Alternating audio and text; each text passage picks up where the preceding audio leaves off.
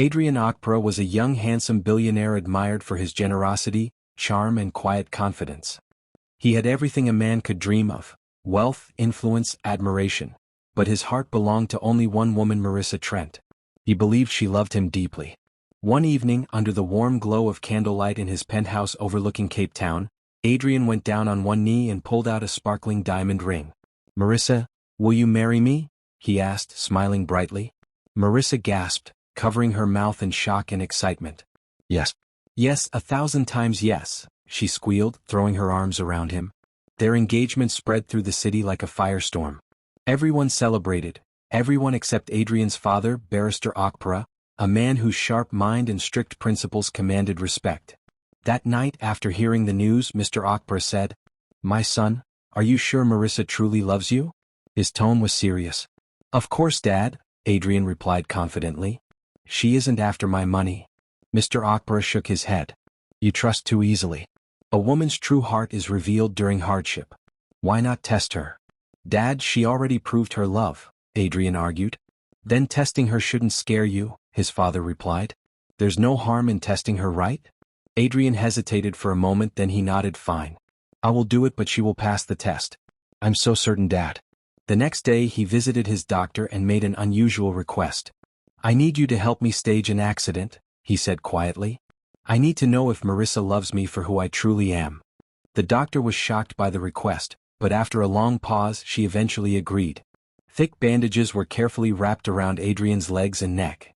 Making him look badly injured, he was placed on a hospital bed, machines beeping around him. When everything was finally in place, the doctor reached for her phone and dialed Melissa's number. "Hello, is this Melissa Trent?" "Yes, this is Melissa," she replied, her voice tightening. "Who is this?" "This is Dr. Amanda from Seaside General Hospital," she said. "Your fiancé, Mr. Adrian Okpara, was involved in a terrible accident. His condition is critical. Please come immediately." Melissa's heart nearly skipped a beat. "Oh my God, I'm coming," she cried, grabbing her car keys as she rushed out. When Melissa arrived at the hospital, she burst into the emergency room minutes later, tears pouring down as she saw Adrian covered in bandages. "Oh, sweetheart, what happened?" she sobbed, rushing to his side. Adrian slowly opened his eyes, forcing a weak smile. "Melissa, I'm sorry," he whispered faintly. "The doctors say I may never walk again." "No. Don't say that," Melissa sobbed, clutching his hand. "I'll take care of you. I promise, always." When she later met Dr. Amanda in private, she pleaded, "Please tell me the truth." "Doctor." Amanda shook her head slowly. "Miss Trent, the accident severely damaged his legs.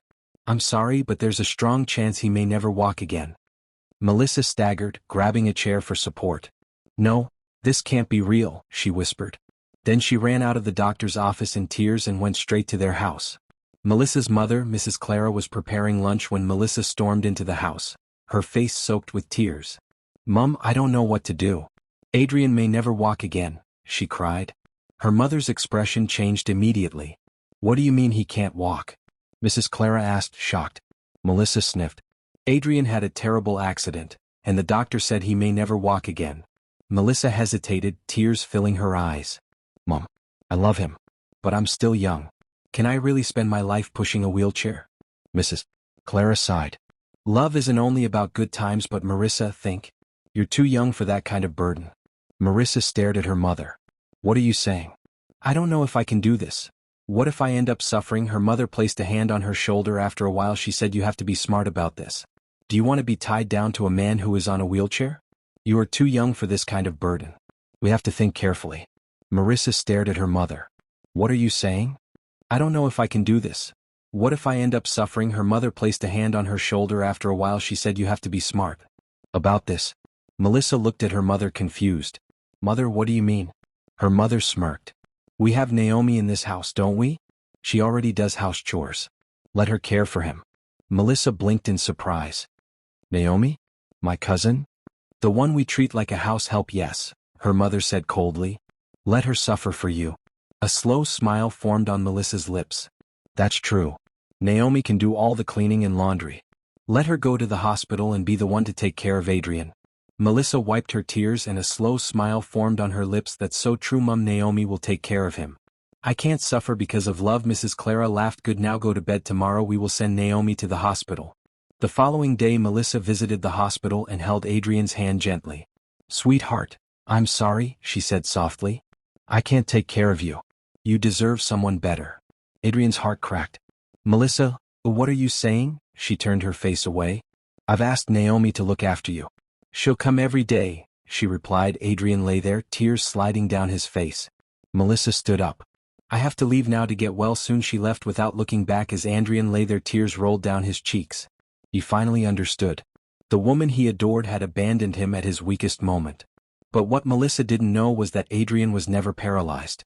This was all a test. After being discharged, Adrian returned to his mansion. Naomi, Marissa's quiet, humble cousin, was assigned to care for him. Melissa had failed the test, but Adrian wasn't done yet. Unlike Melissa, Naomi was gentle, patient, and hardworking.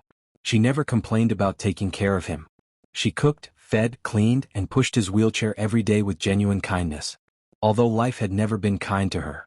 Meanwhile, Melissa had moved on quickly.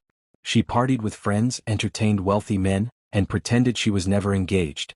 One afternoon, Adrian called her. She picked up after a few rings. Hello, love, she sweetly said. Marissa, I need you at the house, please, he said. For what? She asked lazily. I want you to take care of me yourself. I don't want Naomi to do it anymore, Melissa refused. She sighed dramatically. Oh, my love, I'm out of town for a meeting. I won't have time to do all that. Naomi will continue catering for you since she's already used to it.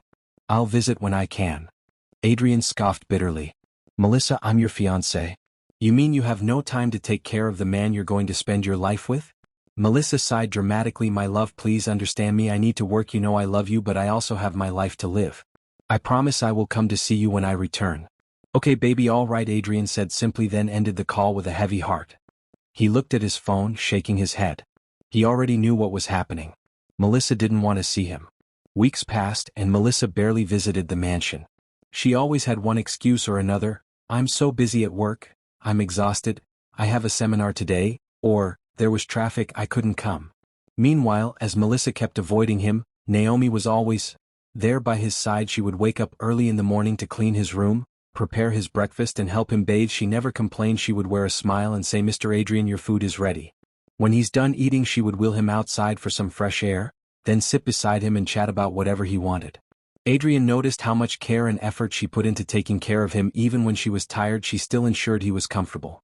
One night after dinner, Adrian observed Naomi as she tidied the dishes. He could see the stress written on her forehead. Naomi, come and take a seat, he said. Naomi wiped her hands and paused. I'm all right, sir, she said quietly. Sit down, Adrian insisted. She complied, taking a seat on the sofa across from him. Why are you doing all of this? He asked. Naomi looked confused. I don't get what you mean. So, you're not my fiancé? He said.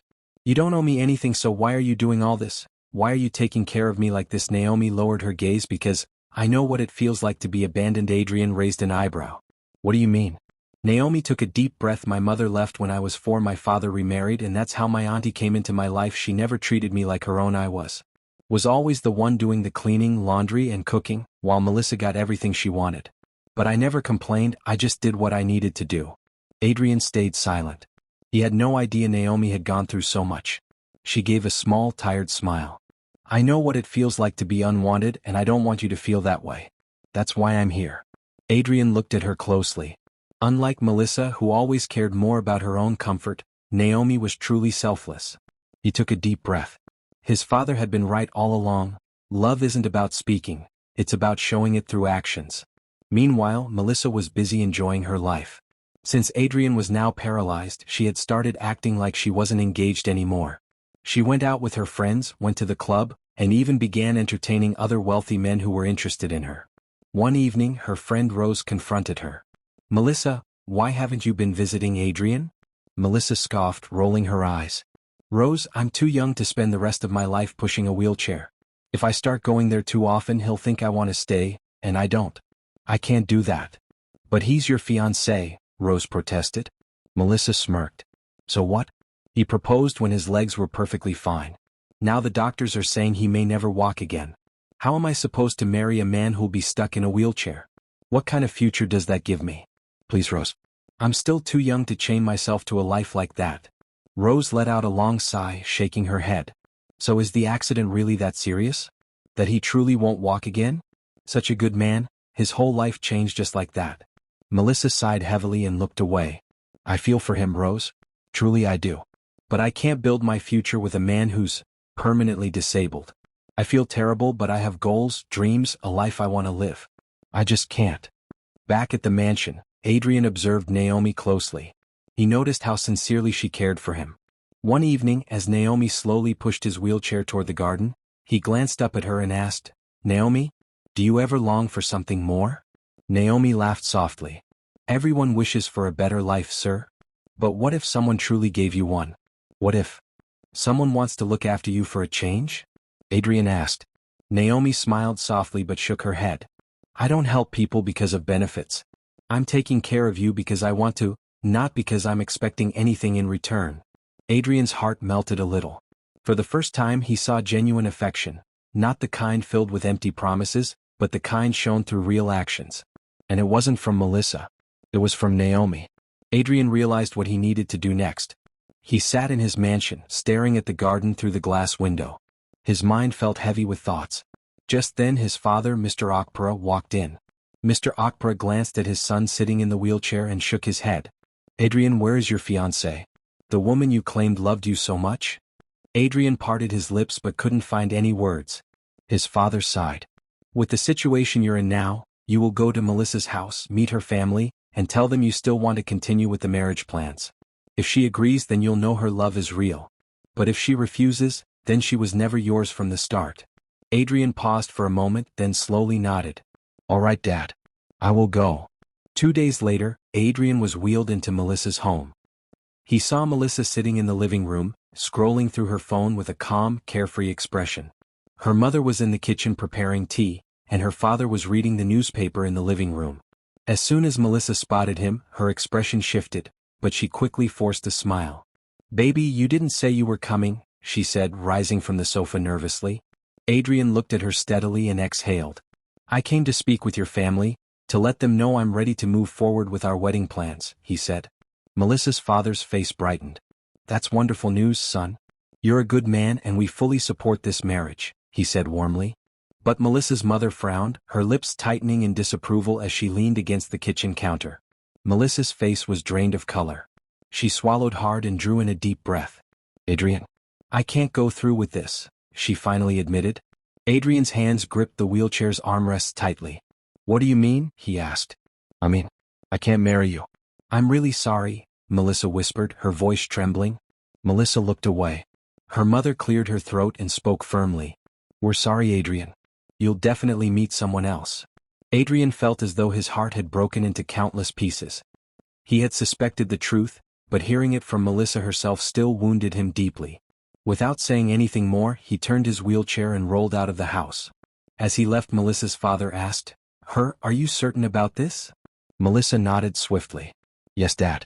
I can't throw away my life caring for a man in a wheelchair. Her mother smiled faintly. You've made the right choice, my dear. You're still young. You'll find another wealthy man. They didn't know what the future held for them. The following day, Naomi walked into Adrian's mansion with a bowl of homemade soup she had prepared. She placed it on the table and smiled gently. Sir, I made this for you. Adrian looked at her, his heart overflowing with emotion. Naomi, please sit, he said. She did as instructed, looking at him with curiosity. Is everything all right? Adrian inhaled deeply and reached into his pocket, pulling out a delicate ring. Naomi, will you marry me? Her eyes grew wide and she covered her mouth in disbelief. Sir Adrian, are you serious? He smiled. You've shown me what true love means, compassion, dedication, and faithfulness, when I had nothing to offer.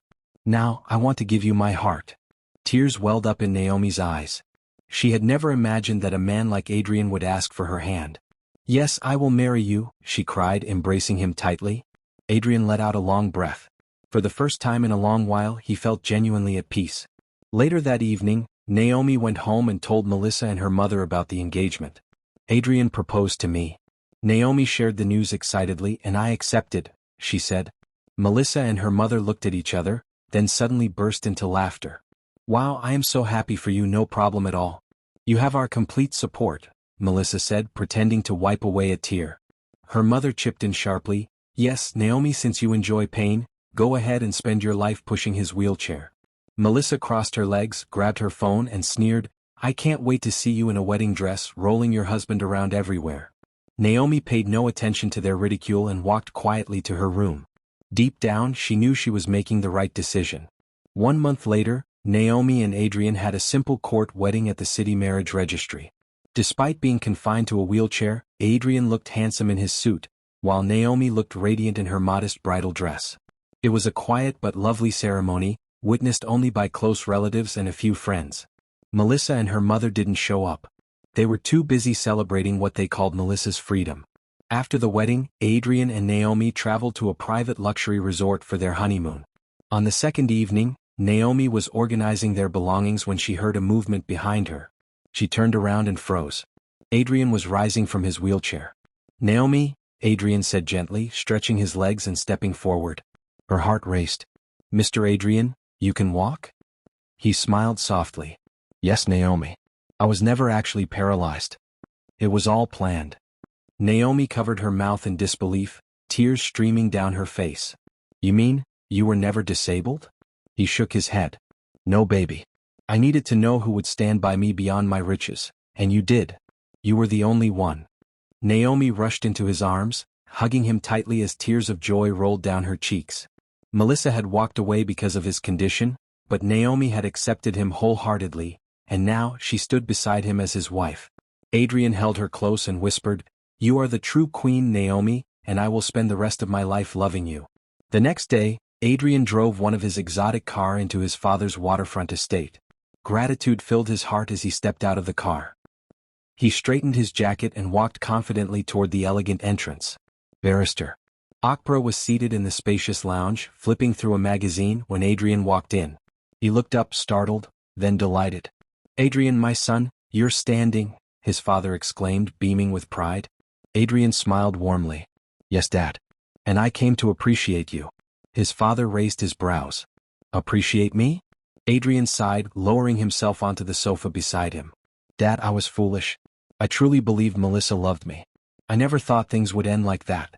But now I see clearly, Naomi is priceless. She showed me the meaning of real love. Mr. Akpra nodded knowingly. My son, I understand women. That's why I asked you to test Melissa. Love isn't about sweet talk or empty promises. It's about standing with someone in every season. Adrian took a deep breath. You were right. When I was in the wheelchair, Naomi stayed. She treated me with dignity and compassion, not because of my wealth but because she genuinely cared. His father smiled. That's why she is now your wife. Any woman who stands by you during hardship deserves to share in your success. Adrian stood up and shook his father's hand. Thank you, Dad, for opening my eyes. His father patted his shoulder gently. I only pointed the way. You chose to see the truth, and you found real love. The following evening, Adrian decided to take Naomi out to a luxury rooftop lounge overlooking the city skyline. The night was calm, the atmosphere romantic. Naomi wore a breathtaking dress, her beauty glowing beneath the soft lights. As they laughed and enjoyed their dinner, someone noticed them. Rose nearly screamed. Wait, is that Adrian? She whispered to herself. Her eyes widened in disbelief. He wasn't just walking, he looked confident. And Naomi. She looked radiant. Without hesitation, Rose grabbed her purse and rushed straight to Melissa's home. She burst into the living room, gasping for breath. Melissa, you won't believe what I just saw. Melissa barely looked up from her phone. Who? Rose snatched the phone from her hands. It's Adrian, and Naomi. Melissa frowned. Rose grabbed her shoulders. Melissa, Adrian is walking. Melissa's phone nearly slipped from her hands. What? Yes, he's perfectly fine. And Naomi, she looked like royalty sitting beside him. Melissa jumped to her feet. Are you serious? 100%. Without delay, Melissa grabbed her car keys and sped off to Adrian's private residence. When Melissa arrived, she rang the bell impatiently.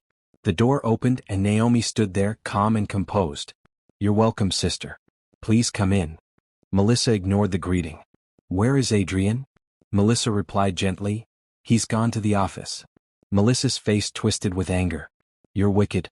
So you hid the truth that he could walk, just so you could have him all to yourself. Naomi remained calm.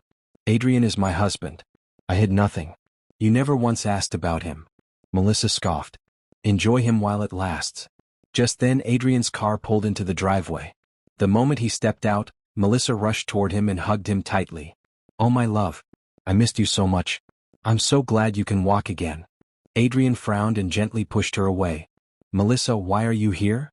Tears filled Melissa's eyes. I was foolish. My mother manipulated me. Please forgive me, I love you. Adrian sighed. Melissa, there was never any accident. My father arranged a plan to see if you truly loved me. You failed it. You loved my money, not me. Melissa froze, covering her mouth in shock. Do you remember rejecting me?